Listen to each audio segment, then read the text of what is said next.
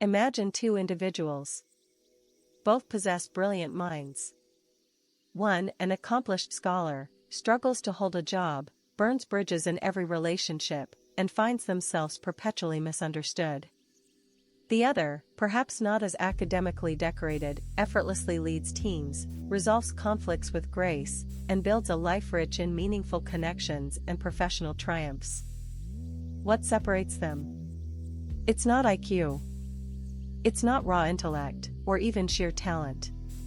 The critical differentiator, the invisible force shaping their destinies, is something far more profound: emotional intelligence.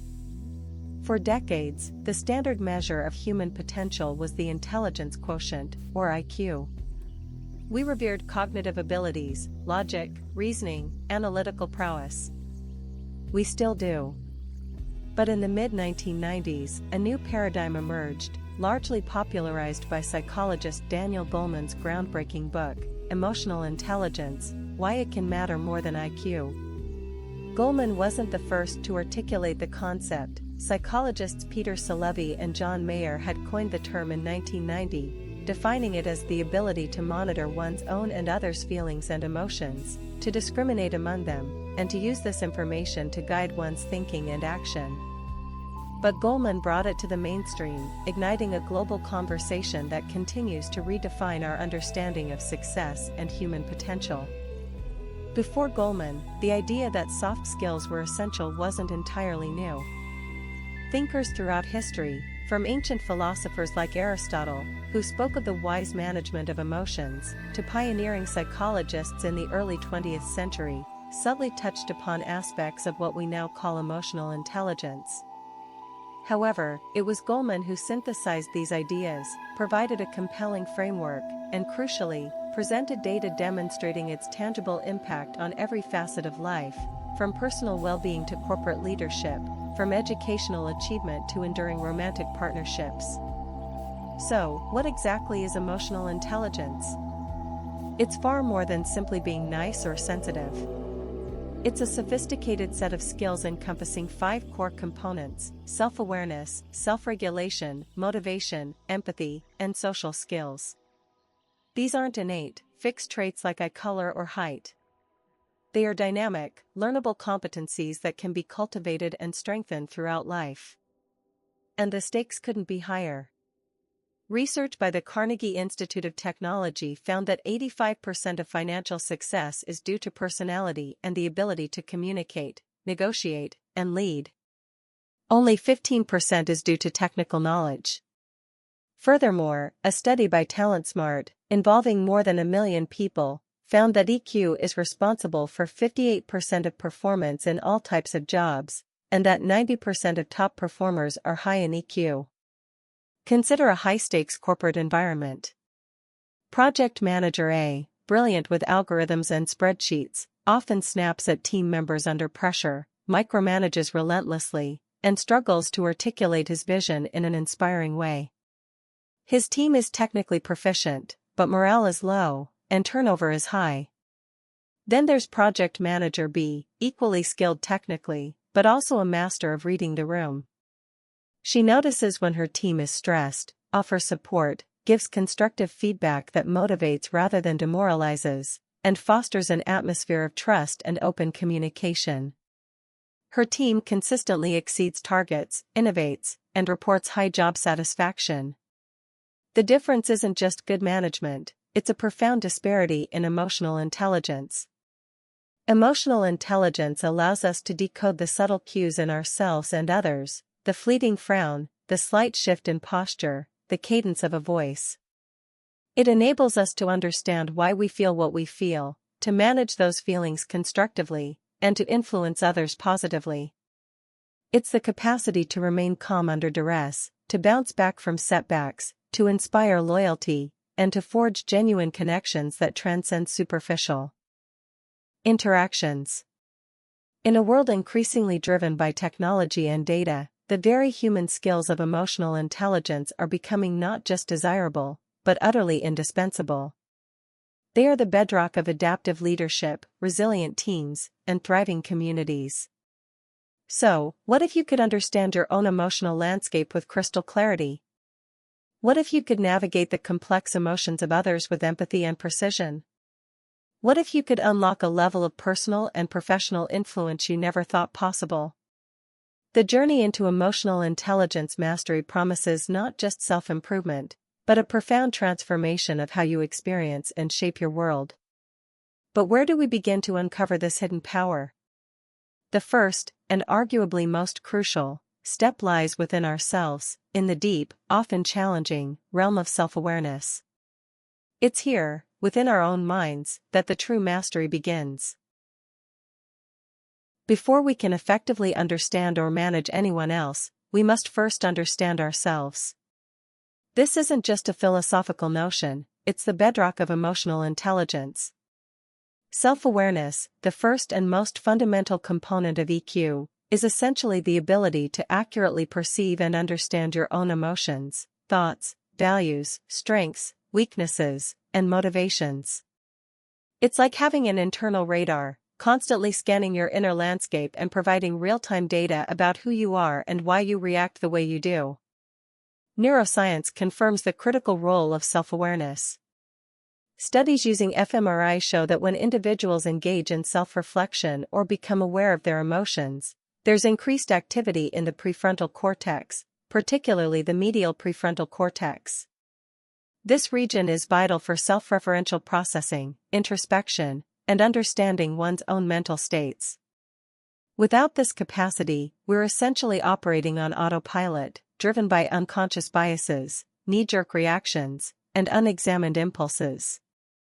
Think of it, how many times have you said or done something in the heat of the moment, only to regret it deeply later?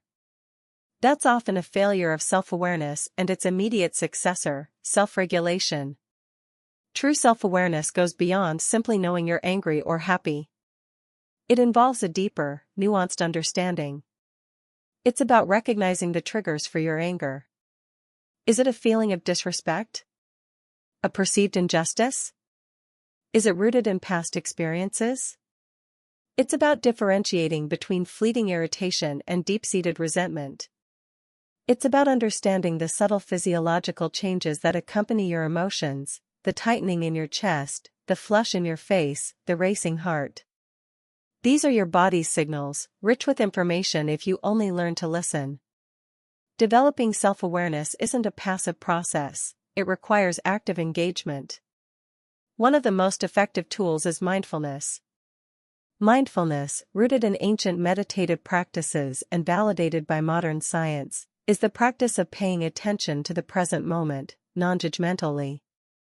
By simply observing your thoughts and feelings without getting caught up in them, you create a space between stimulus and response. This space is where choice resides. Regular mindfulness practice, even just 10 to 15 minutes a day, can dramatically improve your ability to identify and label emotions as they arise, preventing them from overwhelming you. Another powerful technique is journaling. Writing down your thoughts and feelings, especially during times of stress or emotional intensity, provides an invaluable window into your inner world. It allows you to externalize emotions, identify patterns, and gain perspective. Ask yourself, what am I feeling right now? Why do I think I feel this way? What happened just before I felt this? Over time, your journal becomes a map of your emotional landscape, revealing recurring themes, strengths you might overlook, and areas needing growth. Seeking feedback is also crucial, though often uncomfortable. We all have blind spots, aspects of ourselves that are obvious to others but hidden from us. Asking trusted friends, colleagues, or mentors for honest feedback on your behavior, communication style, and emotional responses can be incredibly illuminating. The key is to listen with an open mind, without defensiveness. Remember, the goal isn't to justify yourself, but to learn and grow. Tools like 360-degree feedback assessments, common in corporate settings, can provide a comprehensive view of how your behavior is perceived by those around you. Consider the story of Sarah, a talented marketing executive who frequently found herself procrastinating on major projects. She knew it was a problem but couldn't understand why she kept doing it. Through journaling and self-reflection, she started noticing a pattern. Her procrastination always began when a project felt overwhelming or when she feared she wouldn't meet incredibly high self-imposed standards. She wasn't lazy, she was experiencing perfectionism-induced anxiety. This self-awareness was a breakthrough. Instead of berating herself, she started breaking down large tasks into smaller, manageable steps, and consciously practiced accepting good enough instead of perfect. Her productivity soared, and her stress levels plummeted. Her self-awareness wasn't just about identifying an emotion, it was about understanding its root cause and then adapting her behavior. Self-awareness isn't just about identifying negative emotions. It's also about recognizing your strengths, your values, and what truly motivates you. What are you passionate about? What principles guide your decisions? What environments allow you to flourish? Knowing these aspects of yourself provides a powerful inner compass, guiding your choices towards authenticity and fulfillment. It allows you to align your actions with your deepest values, leading to a life that feels more meaningful and purpose-driven. This clarity empowers you to say yes to what serves you and no to what depletes you. The journey of self-awareness is lifelong. It's not a destination but a continuous process of inquiry and discovery. As we evolve, so do our emotions and our understanding of them. By consistently practicing mindfulness, journaling, and seeking honest feedback, we build a robust foundation for all other aspects of emotional intelligence. Without this foundation, efforts to regulate emotions or connect with others will always feel like building on shifting sands. But once you begin to truly understand your inner world, what's the next critical step? It's learning how to steer that world, to master the inner storm, through the power of self-regulation. We've explored the crucial first step, understanding our emotions. But what happens when those emotions are intense, overwhelming, or counterproductive? This is where self-regulation, the second pillar of emotional intelligence, comes into play. Self-regulation is your ability to manage your internal states, impulses, and resources effectively. It's the pause button between feeling and acting. It's the capacity to keep disruptive emotions and impulses in check, to maintain integrity, and to remain flexible and adaptable in changing situations. Essentially, it's about mastering your inner storm instead of being swept away by it. From a neurological perspective, self-regulation involves a delicate interplay between the primitive emotional centers of the brain, particularly the amygdala, and the more rational, executive functions housed in the prefrontal cortex. When we're under stress or experiencing intense emotions like anger or fear, the amygdala can hijack our system, triggering a fight, flight, or freeze response. This is known as an amygdala hijack.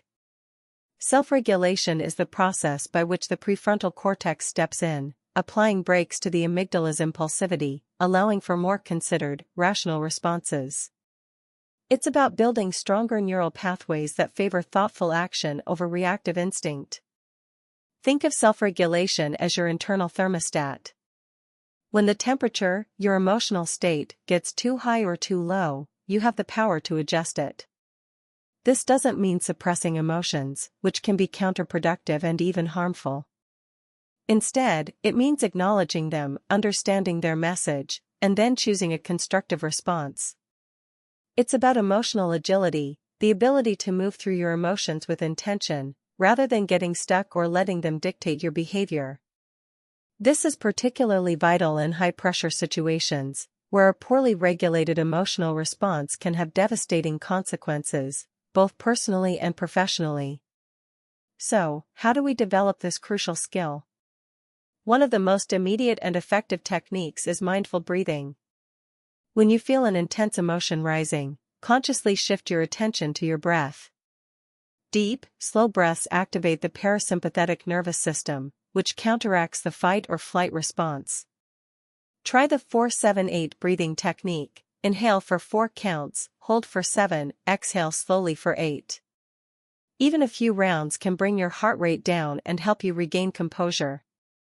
This isn't just a relaxation technique, it's a physiological hack that puts your prefrontal cortex back in control. Another powerful strategy is cognitive reframing. Our emotions are often shaped by our interpretations of events. If you interpret a challenge as an insurmountable obstacle, you'll likely feel anxiety or despair. If you reframe it as an opportunity for growth or a solvable puzzle, your emotional response shifts to curiosity or determination. For example, instead of thinking, "This presentation is going to be a disaster," try, "This presentation is an opportunity to share my ideas and learn from feedback." This subtle shift in perspective can fundamentally alter your emotional state and subsequent actions. Managing stress proactively is also a key aspect of self-regulation. Chronic stress erodes our capacity for emotional control, making us more irritable, impulsive, and prone to emotional outbursts. Incorporate stress-reducing activities into your daily routine: regular exercise, adequate sleep, spending time in nature, pursuing hobbies, or connecting with loved ones. These aren't luxuries, they are essential investments in your emotional resilience. Think of it as preventative maintenance for your emotional well-being.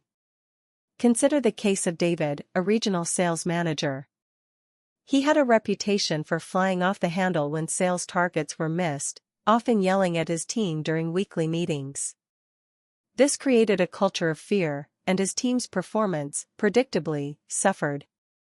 After receiving feedback about his temper, David committed to improving his self-regulation. He started practicing deep breathing before difficult conversations and consciously used cognitive reframing, reminding himself that missed targets are data, not personal attacks. When a team member underperformed, instead of immediately criticizing, he'd take a moment, breathe, and then approach the situation with questions: "What challenges did you face? How can I support you better?" His team noticed the change. Trust began to build, communication improved, and ironically, sales figures started to climb. David learned that controlling his own emotions didn't mean losing control of his team, it meant gaining control of the situation and himself.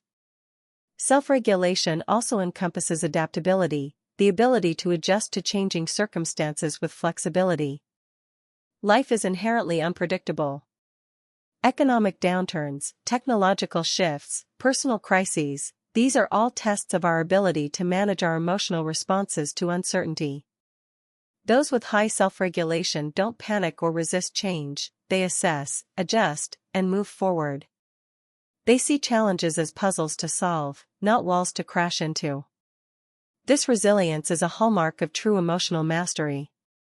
Finally, self-regulation involves maintaining integrity and conscientiousness. It's about aligning your actions with your values, even when it's difficult or unpopular. It's about following through on commitments, demonstrating reliability, and resisting impulsive decisions that compromise your principles. This inner discipline builds self-trust and respect from others. It creates a stable, consistent foundation for your character, making you a more reliable and trusted individual. We've seen how managing our inner world can transform our actions.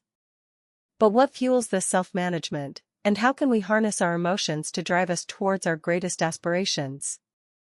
The answer lies in the dynamic power of motivation, our next crucial step in mastering emotional intelligence. After gaining self-awareness and learning to regulate our emotional responses, the next natural step in emotional intelligence is to harness that energy and direction towards meaningful goals. This brings us to the third pillar, motivation. In the context of emotional intelligence, motivation isn't just about external rewards or fleeting enthusiasm. It's about leveraging your inner emotional states, your passions, your drive, your optimism, and your resilience, to propel you towards long-term objectives, even in the face of setbacks. It's the emotional fuel that keeps your engine running, especially when the road gets tough. Neuroscience reveals that motivation is deeply intertwined with our brain's reward system, primarily involving dopamine pathways.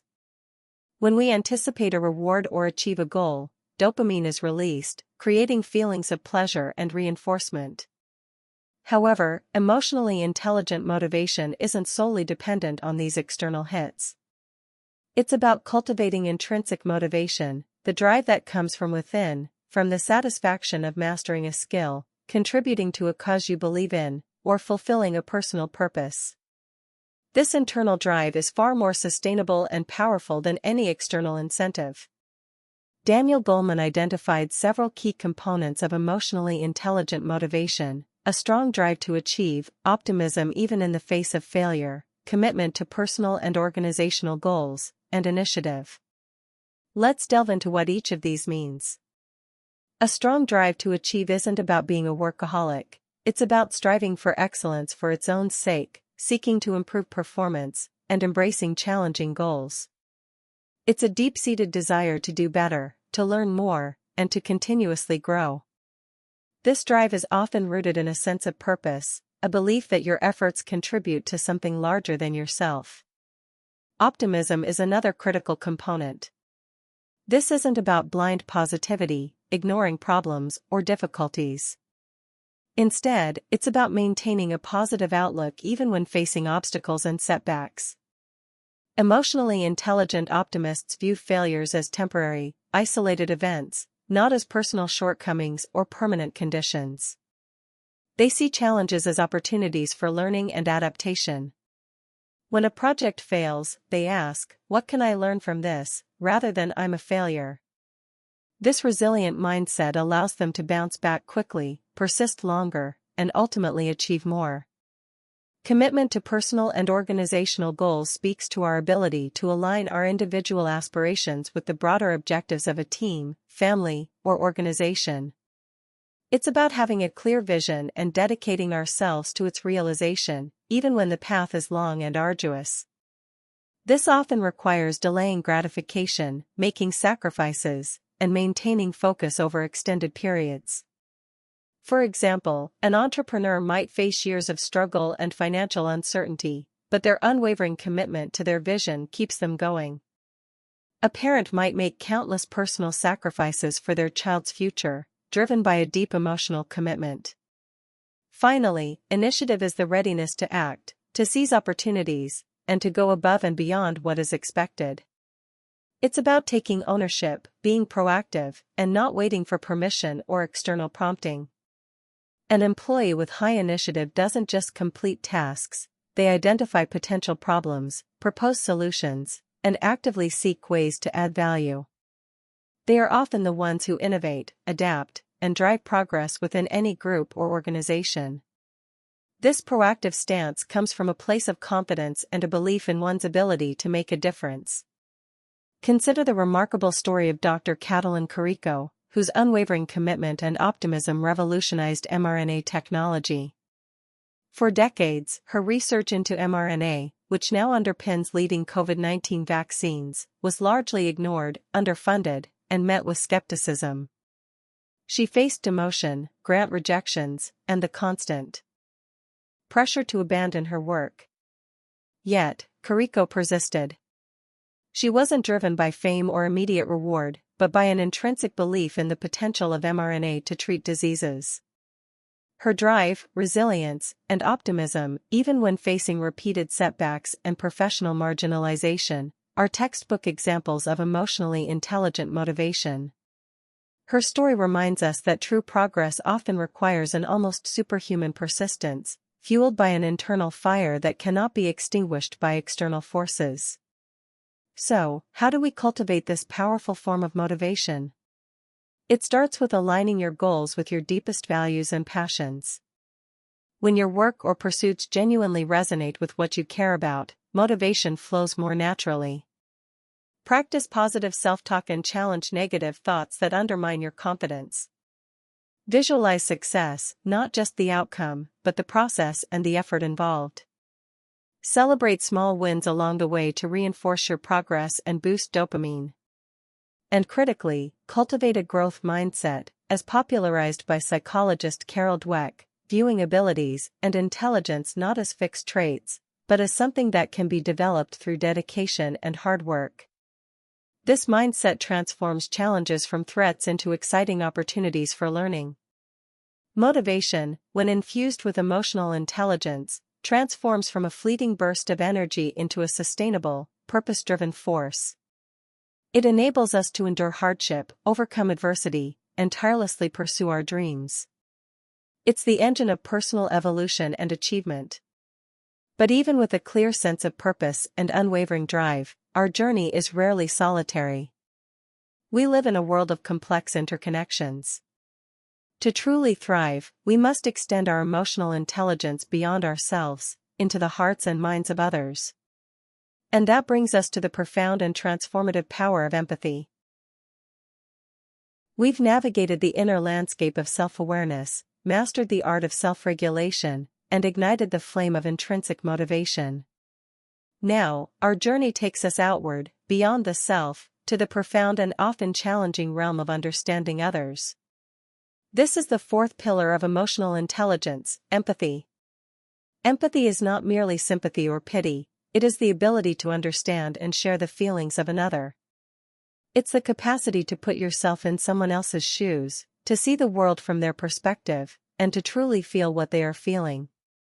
It is, perhaps, the most powerful bridge between human beings. From a neurological standpoint, empathy is incredibly sophisticated. It involves several brain regions, including the anterior cingulate cortex and the insula, which are associated with experiencing and processing emotions, and crucially, the mirror neuron system. Discovered in the 1990s, mirror neurons are brain cells that fire both when an individual performs an action and when they observe the same action performed by another. While initially linked to motor actions, their role has expanded to include mirroring emotions. When you see someone in pain, your brain's pain matrix can partially activate, allowing you to feel a resonance of their suffering. This neurobiological basis underscores that empathy is not just a nice-to-have trait, it's a deeply wired human capacity. Daniel Goleman identified 3 types of empathy. First, cognitive empathy, which is the ability to understand another person's perspective and thought processes.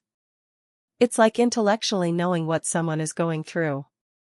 Second, emotional empathy, or emotional contagion, which is feeling what another person feels. This is the "my heart aches for you" response, the visceral sharing of emotion. Third, and perhaps most crucial, is compassionate empathy, or empathic concern, which involves not only understanding and feeling but also being moved to take action to help. This is the highest form of empathy, translating understanding into genuine support and care. In professional settings, empathy is a superpower. In healthcare, empathetic doctors are better at diagnosing, and their patients are more likely to adhere to treatment plans and report higher satisfaction. In leadership, empathetic leaders inspire loyalty, foster psychological safety, and build cohesive teams. They understand their employees' struggles, aspirations, and challenges, leading to higher engagement and lower turnover. A study by the Center for Creative Leadership found that managers who showed more empathy toward their direct reports were rated as better performers by their bosses.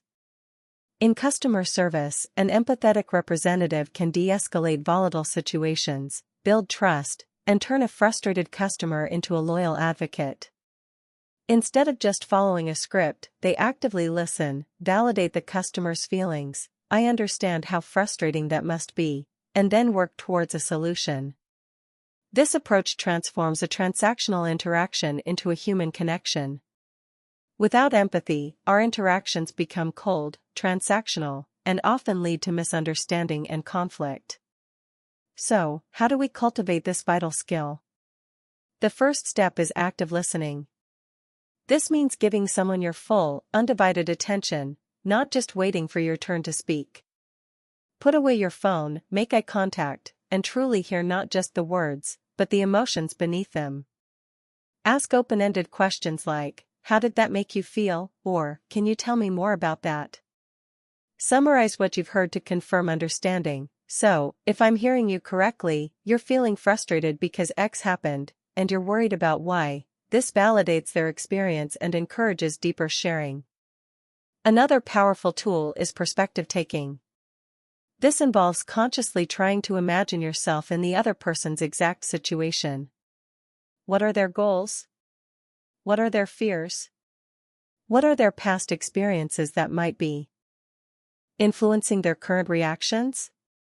Read widely, especially fiction, which allows you to step into the minds of diverse characters. Engage with people from different backgrounds, cultures, and beliefs. The more you broaden your understanding of the human experience, the richer your capacity for empathy becomes. Consider the story of a tech company that was struggling with internal conflict between its engineering and sales teams. The engineers felt sales was making unrealistic promises, while sales felt engineers were too slow. The CEO, recognizing a lack of empathy, initiated a program where engineers shadowed sales calls and sales representatives spent a week embedded with the engineering team. This walk a mile in their shoes experience was transformative. Engineers saw the pressure sales faced to close deals and the constant demand for new features. Sales saw the intricate complexities and time commitments required for development. This direct exposure fostered profound empathy, leading to improved communication, more realistic expectations, and ultimately, a more collaborative and productive work environment. They didn't just understand each other, they felt for each other. Empathy isn't just about feeling good, it's about effective connection, conflict resolution, and building strong, lasting relationships. It allows us to anticipate needs, offer appropriate support, and navigate complex social dynamics with grace. It's the lubricant for social interaction, reducing friction and enabling smoother collaboration. Without it, our world becomes a collection of isolated islands. But with empathy, we begin to weave a fabric of shared understanding and mutual respect.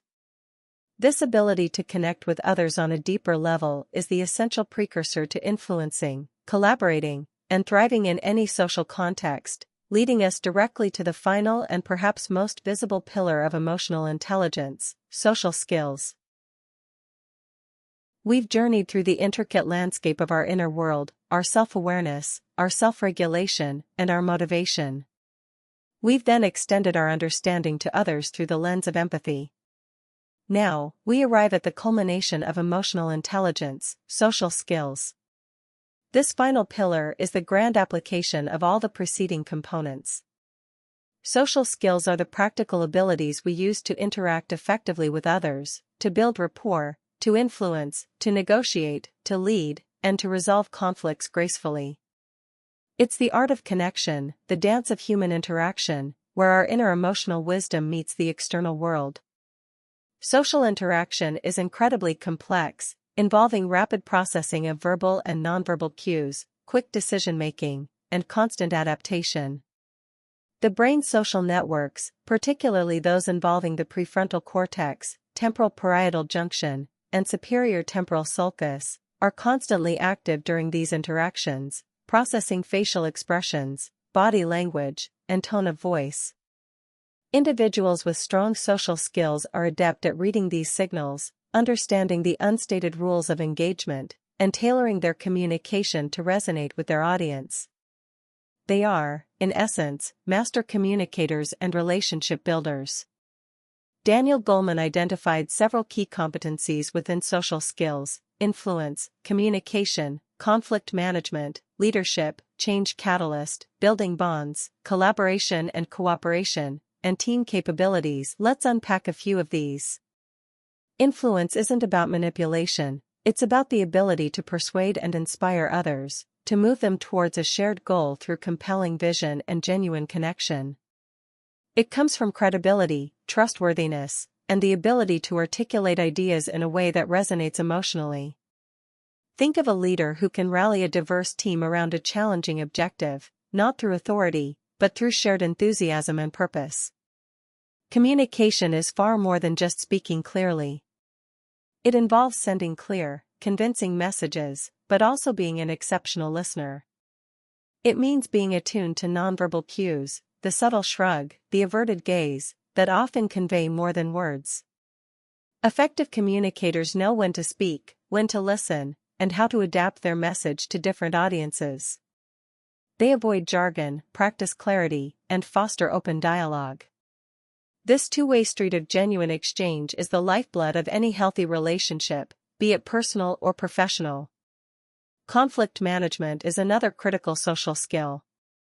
Conflict is inevitable in any human interaction, but how we handle it determines its outcome.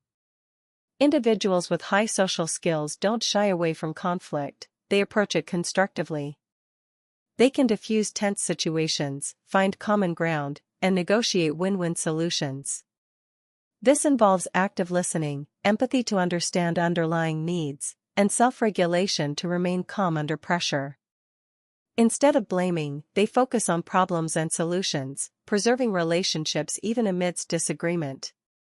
This is a skill that transforms potential destroyers of relationships into opportunities for deeper understanding and stronger bonds.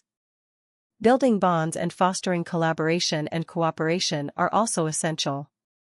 It's about cultivating instrumental relationships, creating networks, and fostering a sense of community.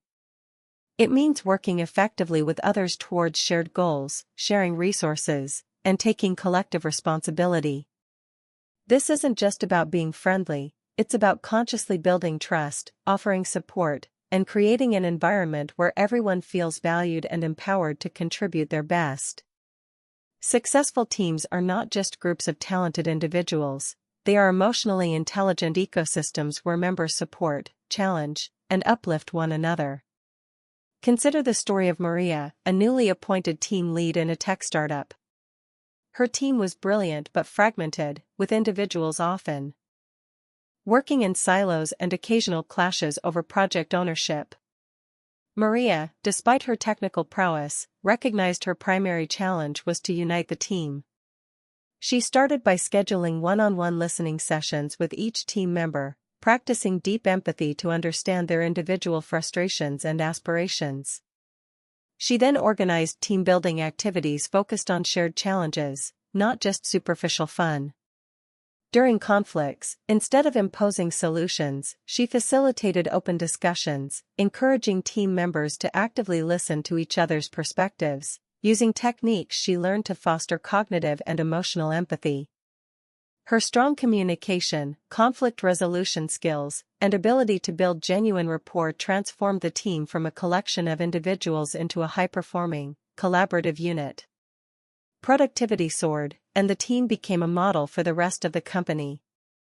Maria's success wasn't just about her technical knowledge, it was a masterclass in social intelligence. So, how do we hone these vital social skills? It starts with practice and conscious effort. Practice active listening in every conversation. Observe and mimic people you admire for their social grace. Seek opportunities to lead, even in small ways, as leadership is fundamentally a social skill. Learn to give and receive feedback constructively. Develop your negotiation skills by practicing respectful dialogue and finding common ground. And crucially, cultivate genuine curiosity about others. Ask questions, listen to their stories, and seek to understand their world. This curiosity is the wellspring of authentic connection. Social skills are not about being an extrovert, introverts can be incredibly socially adept.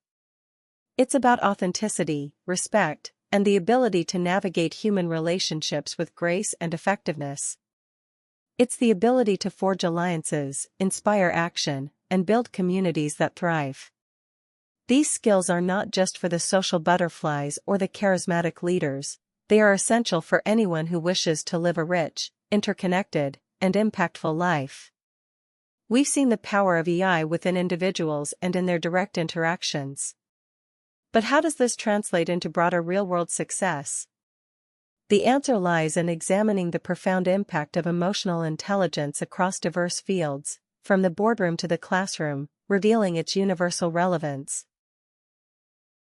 We've systematically broken down the 5 pillars of emotional intelligence. But theoretical understanding is only part of the equation.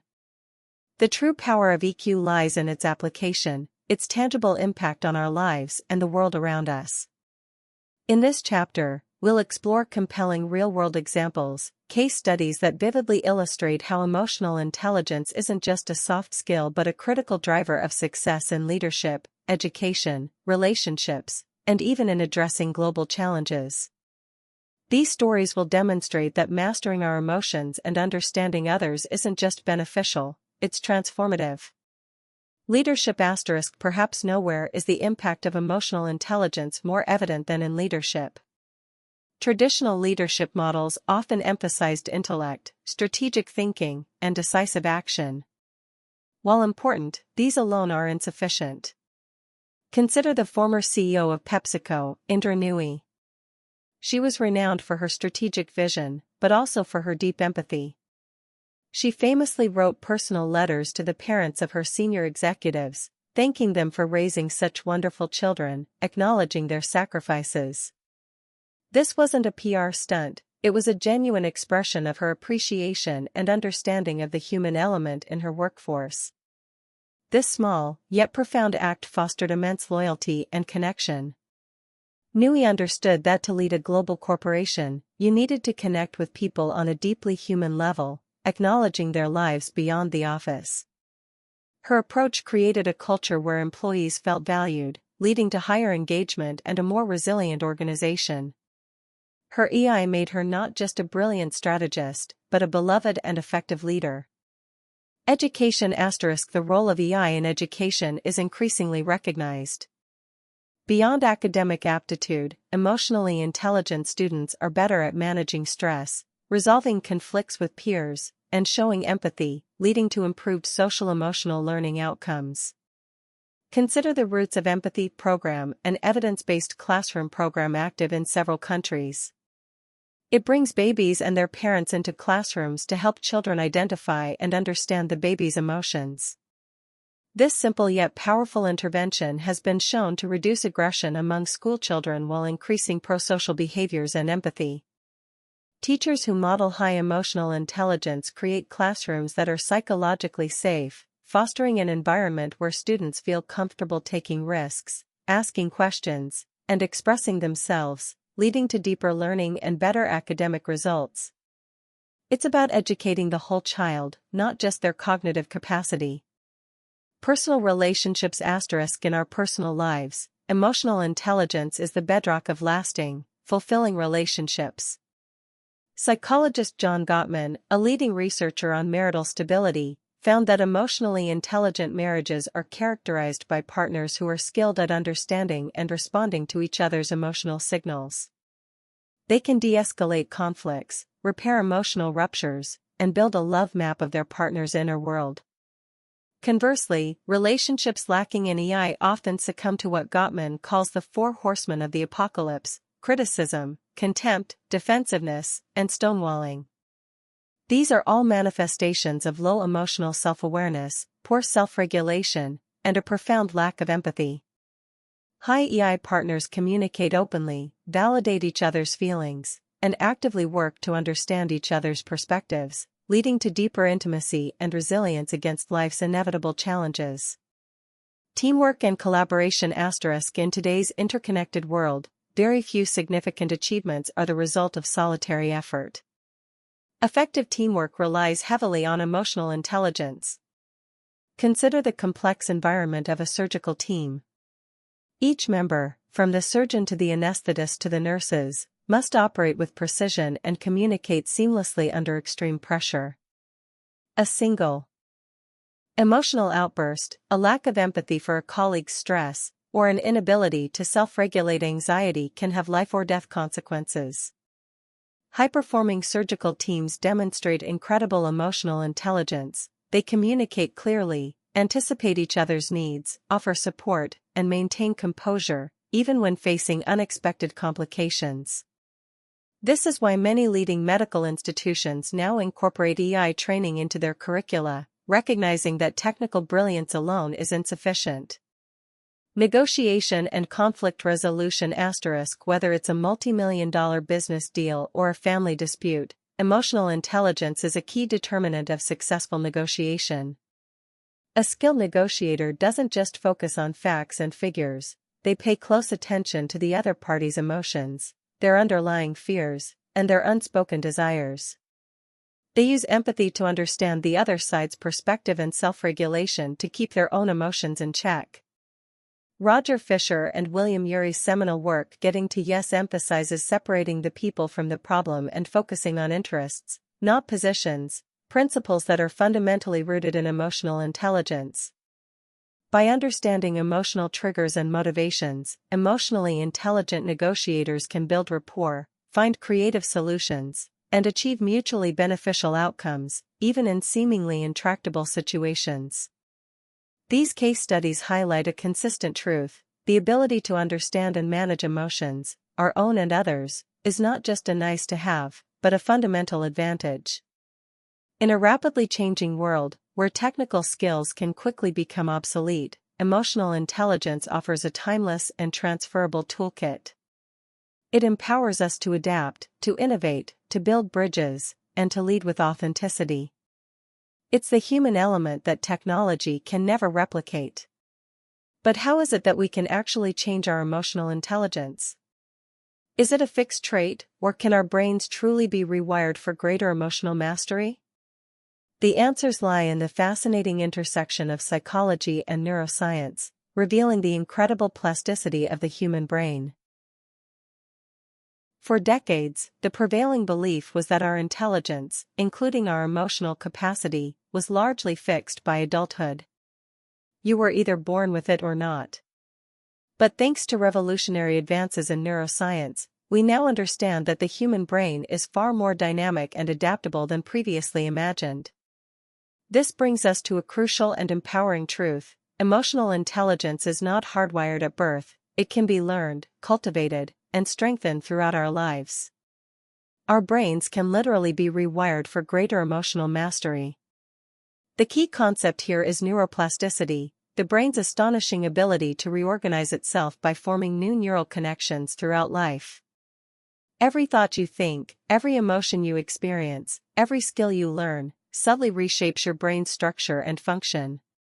When you consistently practice self-awareness, self-regulation, empathy, or social skills, you are actively strengthening the neural pathways associated with those abilities.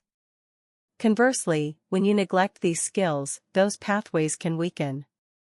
This means that emotional intelligence is truly a muscle. The more you exercise it, the stronger it becomes. Let's delve deeper into the brain regions involved. As we discussed, the amygdala, part of the brain's limbic system, is the alarm center, responsible for processing emotions like fear and anger and triggering rapid, often unconscious, responses. It's the fight or flight switch. The hippocampus, also in the limbic system, is crucial for memory formation and contextualizing emotional experiences. However, the true conductor of emotional intelligence is the prefrontal cortex, PFC, particularly the ventromedial prefrontal cortex. This is the brain's executive control center, responsible for planning, decision-making, impulse control, and regulating emotions. When you practice self-regulation, you are strengthening the connections between your PFC and your amygdala, allowing your rational brain to exert more control over your emotional reactions. Consider the impact of mindfulness, a cornerstone of self-awareness. Studies have shown that regular mindfulness meditation can actually change the physical structure of the brain. Research by Dr. Sarah Lazar at Harvard Medical School found that long-term meditators have increased gray matter in several brain regions, including the left hippocampus, associated with learning, cognition, memory, and emotional regulation, the posterior cingulate cortex, involved in self-related processes, and the temporoparietal junction, associated with perspective-taking, empathy, and compassion. They also found a decrease in the volume of the amygdala, suggesting reduced reactivity to stress. This isn't just theory, it's tangible, measurable brain change. When you practice empathy, for instance, by actively listening and trying to understand another's perspective, you are engaging and strengthening neural circuits in your mirror neuron system and areas associated with social cognition. The more you consciously try to walk in someone else's shoes, the more proficient your brain becomes at doing so automatically. Similarly, when you practice positive self-talk or cognitive reframing, a self-regulation technique, you are literally creating new pathways that favor optimistic and constructive interpretations over pessimistic ones. You are teaching your brain new habits of thought and emotion. The incredible implication of neuroplasticity is that we are not condemned by our past emotional habits or our initial emotional makeup. If you tend to be quick-tempered, you can train your brain to pause and respond calmly. If you struggle with empathy, you can develop a greater capacity for understanding others. This requires consistent effort and deliberate practice, much like learning a musical instrument or a new language. It's about creating new neural habits, literally sculpting your brain through repeated, intentional emotional exercises. Therapeutic approaches like cognitive behavioral therapy, CBT, are powerful examples of applied neuroplasticity. CBT helps individuals identify and challenge negative thought patterns and emotional responses. By consciously changing their cognitive interpretations and behavioral reactions, individuals are effectively rewiring their brains, strengthening pathways for rational thought and weakening those for maladaptive emotional responses. This demonstrates that with guidance and effort, even deeply ingrained emotional patterns can be transformed. This scientific understanding empowers us with an incredible sense of agency. We are not passive recipients of our emotions, we are active architects of our emotional brains.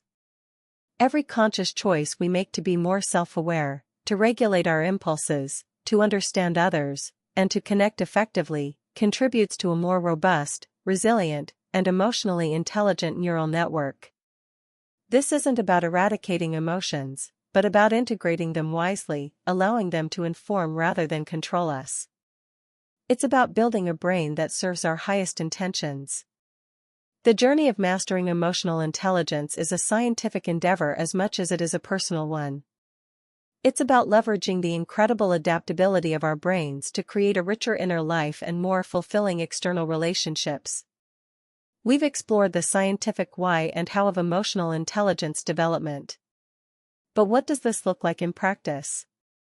How do we take these insights from the lab and apply them to our daily lives to truly cultivate and grow our emotional intelligence? That's the practical challenge we turn to next, unveiling concrete strategies for lasting change. We've covered the what, why, and even the neuroscience behind emotional intelligence. Now comes the most crucial part, the how. How do we move from theoretical understanding to practical application? How do we intentionally cultivate and strengthen these vital skills in our daily lives? The good news is that emotional intelligence is a learnable skill. It's not about overnight transformation, but consistent, deliberate practice, much like building physical fitness. Here, we'll explore actionable strategies and exercises you can integrate into your routine to foster lasting change and elevate your emotional intelligence. 1. Enhance self-awareness ******. The daily emotional check-in ****. Set a reminder on your phone for 2 to 3 times a day. When it goes off, pause and ask yourself, what am I feeling right now? Where do I feel it in my body? What triggered this emotion? Simply observing without judgment is powerful. You might notice a subtle tension in your jaw, a knot in your stomach, or a lightness in your chest. Labeling these sensations and emotions helps you become more attuned to your inner signals. Emotional journaling ***. Dedicate 10 to 15 minutes each day to write freely about your emotional experiences. Don't edit or censor. Explore not just what happened, but how you felt about it, why you think you felt that way, and what insights you gained. Over time, you'll identify patterns, triggers, and your typical coping mechanisms. Mindfulness meditation ***. Even 5 to 10 minutes of guided meditation daily can significantly boost your ability to observe your thoughts and feelings without getting swept away by them. Apps like Calm or Headspace offer excellent starting points. Focus on your breath and notice emotions as they arise and pass. 2. Strengthen self-regulation *****. The stop, breathe, reflect, choose, SBRC, method ****. When you feel an intense emotion, anger, frustration, anxiety, rising, stop what you're doing. Breathe deeply 3 to 5 times to engage your parasympathetic nervous system. Reflect on what you're feeling and why, and what your options are. Choose your response intentionally, rather than reacting impulsively. This creates the crucial pause between stimulus and reaction. Cognitive reappraisal practice consciously reinterpreting stressful situations. Instead of viewing a challenging presentation as a potential failure, reframe it as an opportunity to share your expertise and receive valuable feedback. Train yourself to look for the silver lining or the learning opportunity in every setback. Stress management routine. Incorporate daily habits that proactively manage stress, regular exercise, sufficient sleep, 7 to 9 hours, a healthy diet, and spending time in nature. These aren't optional, they are foundational for maintaining emotional control. 3. Cultivate motivation. Align goals with values. Take time to identify your core values.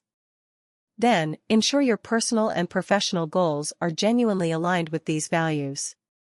When your why is strong and deeply meaningful, your motivation becomes more intrinsic and resilient.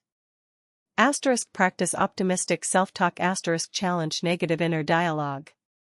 When you hear yourself thinking, "I can't do this," counter with, "I will try my best, and I can learn from whatever happens."